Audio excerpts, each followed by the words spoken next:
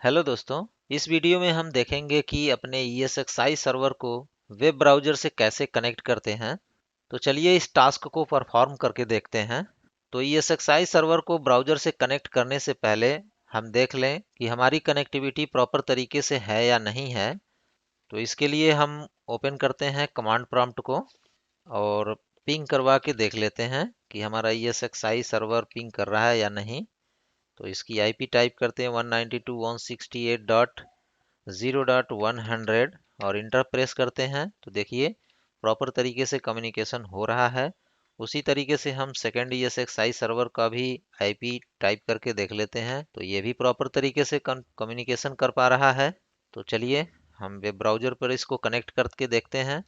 तो कनेक्ट करने के लिए हम क्लिक करते हैं अपने गूगल क्रोम ब्राउज़र पर और उसके बाद हम यहाँ पर ESXi सर्वर की आईपी टाइप करेंगे 192.168.0.100 और इंटर बटन को प्रेस करेंगे। तो देखिए यहाँ पे कुछ ऑप्शन आया है। तो हम यहाँ पे एडवांस टैब पर क्लिक करेंगे, उसके बाद नीचे आ जाएंगे और प्रोसीड टू और ESXi सर्वर की आईपी यहाँ पे दिखाई दे रही है, इस पर क्लिक करेंगे। तो देखिए हम सक्सेसफुल तरीके से वेब ब्राउज़र से ESXi सर्वर को कनेक्ट कर चुके हैं। अब यहाँ पे हम ESXi सर्वर का यूज़र नेम और पासवर्ड टाइप करके इंटर करेंगे। तो यूज़र नेम है इसका रूट और उसके बाद हम पासवर्ड टाइप कर लेंगे और इंटर बटन को प्रेस करेंगे। देखिए हम ESXi सर्वर को सक्सेसफुल तरीके से लॉगिन कर चुके हैं। ESXi सर्वर लॉगिन करने के बाद चलिए जान लेते हैं हम इसके फीचर्स के बारे में, कुछ इम्पोर्टेंट टॉपिक के बारे में। जैसे यहाँ पे तीन ऑप्शन दिखाई दे रहा है, होस्ट, मैनेज और मॉनिटर। यदि हम होस्ट पर क्लिक करके देखते हैं तो इसमें आपको यहाँ पे देखिए get V center server, internet से कनेक्ट हैं तो आप वी सेंटर सर्वर को इंस्टॉल कर सकते हैं यहाँ से। और यह ऑप्शन इसलिए है कि हम इस ऑप्शन से हम वर्चुअल मशीन को क्रिएट कर सकते हैं और रजिस्टर कर सकते हैं। इस ऑप्शन की सहायता से हम ये वर्चुअल मशीन को शट डाउन, हम यहाँ से अपने होस्ट को शट डाउन कर सकते हैं, इस ऑप्शन से रिबूट कर सकते हैं और इस ऑप्शन से हम रिफ्रेश कर सकते हैं अपने होस्ट सर्वर को। अगर वहीं पर एक्शन पर क्लिक करें तो एक्शंस पर क्लिक करने के बाद कई सारे ऑप्शन इसमें दिखाई दे रहे हैं होस्ट से रिलेटेड। जैसे अभी अभी हमने देखा क्रिएट एंड रजिस्टर वीएम, हम वीएम वर्चुअल मशीन को क्रिएट और रजिस्टर कर सकते हैं, होस्ट को हम शट डाउन कर सकते हैं, रिबूट कर सकते हैं।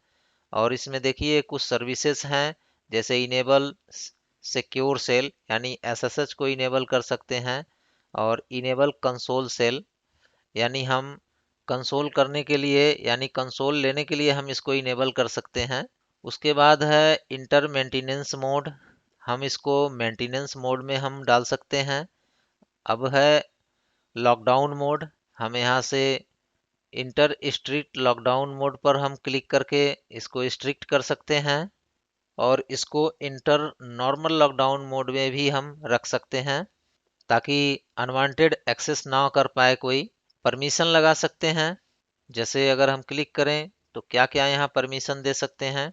यहाँ पे यूज़र ऐड कर सकते हैं, यूज़र को रिमूव कर सकते हैं और क्या क्या रोल देना है, क्या रोल असाइन करना है, यहाँ से आप कर सकते हैं। तो कई सारे फीचर इसमें हैं, हम आगे एक एक करके हम इस फीचर्स के बारे में जानेंगे। उसके बाद जनरेट सपोर्ट बंडल और get SSH for Chrome, Chrome के लिए हम एसएसएच सेटिंग कर सकते हैं। यहाँ पे देख सकते हैं कि मॉनिटरिंग के लिए सीपीयू मॉनिटर यहाँ से कर सकते हैं, मेमोरी और स्टोरेज की मॉनिटरिंग बड़े आसानी से कर सकते हैं कि हमारा यूटिलाइजेशन कितना जा रहा है।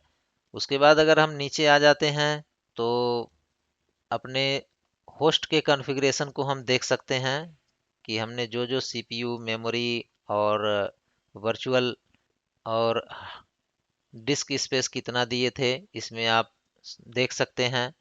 होस्ट नेम क्या रखे थे हम वो देख सकते हैं, आईपी क्या असाइन की गई थी वो भी आप देख सकते हैं। इसको इसके स्टोरेज के बारे में जानकारी ले सकते हैं, नेटवर्किंग के बारे में जानकारी ले सकते हैं कि हमने इसको क्या नेटवर्किंग क्या कॉन्फ़िगरेशन किया था। वहीं पर अगर हम सेकेंड ऑप्शन मैनेज पर चलें तो देख सकते हैं कि सिस्टम के बारे में एडवांस सेटिंग है और ऑटो स्टार्ट मोड है कि जिससे आप ESXi सर्वर को ऑटो स्टार्ट कर सकते हैं। स्वैप है और टाइम एंड डेट है। यहाँ से आप ESXi सर्वर का डेट और टाइम सेट कर सकते हैं। NTP सर्वर की सेटिंग कर सकते हैं। तो हम सभी ऑप्शन को एक एक करके हम बाद में हम इसे देखेंगे। वहीं पर हार्डवेयर पे चलते हैं। पावर मैनेजमेंट से रिलेटेड हम काम कर सकते हैं यहाँ पे। अगला ऑप्शन है लाइसेंसिंग। तो यहाँ पे आप ESXi सर्वर को एक्टिवेट कर सकते हैं और यदि आप एक्टिवेट कर सकते हैं तो इन सारे ऑप्शन का यूज कर पाएंगे आप। वहीं पर है पैकेजेज कि आपके पास कौन सा पैकेज नया आया है उसको इंस्टॉल कर सकते हैं यहाँ से। सर्विसेज के बारे में देखते हैं कि कौन कौन सी सर्विसेज रन कर रही हैं। आप यहाँ पे देख सकते हैं DCUI direct console user interface DCUI service run कर रहा है। तो इसमें सर्विस से रिलेटेड ऑप्शन को आप देख सकते हैं। सिक्योरिटी और यूजर्स के बारे में जानते हैं। यहाँ पे देखिए ऑथेंटिकेशन है। इस ऑप्शन के द्वारा आप इसको डोमेन ज्वाइन करवा सकते हैं अपने एक्टिव डायरेक्टरी सर्वर से। सर्टिफिकेट आप इंपोर्ट एक्सपोर्ट करवा सकते हैं। यूज़र क्रिएट कर सकते हैं। यहाँ पे आप देख सकते हैं कि रूट यूज़र यहाँ पे हाईलाइट हो रहा है। आप यहाँ पे कौन कौन से यूज़र क्रिएट करना चाहते हैं इसके माध्यम से कर सकते हैं और उन यूज़र को कौन सा रोल प्रोवाइड करना चाहते हैं कि क्या काम इस सर्वर पर किस रिलेटेड वो काम कर सकें। तो इस ऑप्शन की सहायता से आप कर सकते हैं। तो हम बात कर रहे थे लॉकडाउन मोड की। लॉकडाउन मोड की सहायता से हम अनवांटेड एक्सेस को हम प्रिवेंट करते हैं। अगले ऑप्शन के बारे में जानते हैं मॉनिटर। तो हम ESXi सर्वर को कंप्लीट तरीके से इस ऑप्शन की सहायता से मॉनिटर कर सकते हैं। उसके परफॉर्मेंस को, हार्डवेयर को, इवेंट लॉग को, टास्क को और लॉग्स और नोटिफिकेशन को हम प्रॉपर तरीके से मॉनिटर कर सकते हैं। आगे बढ़ते हैं और जानते हैं वर्चुअल मशीन के बारे में।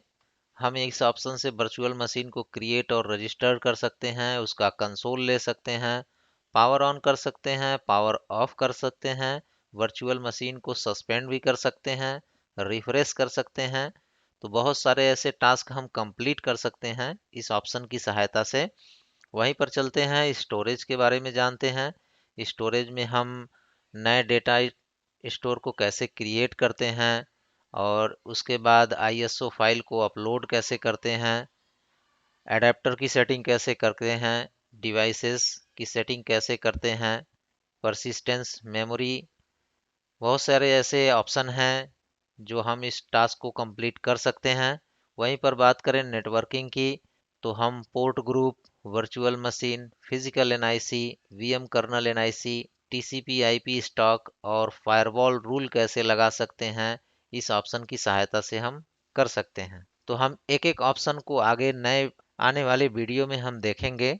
इस वीडियो में बस इतना ही।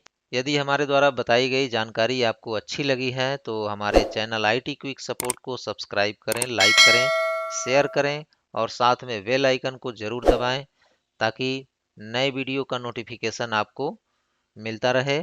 तब तक के लिए धन्यवाद।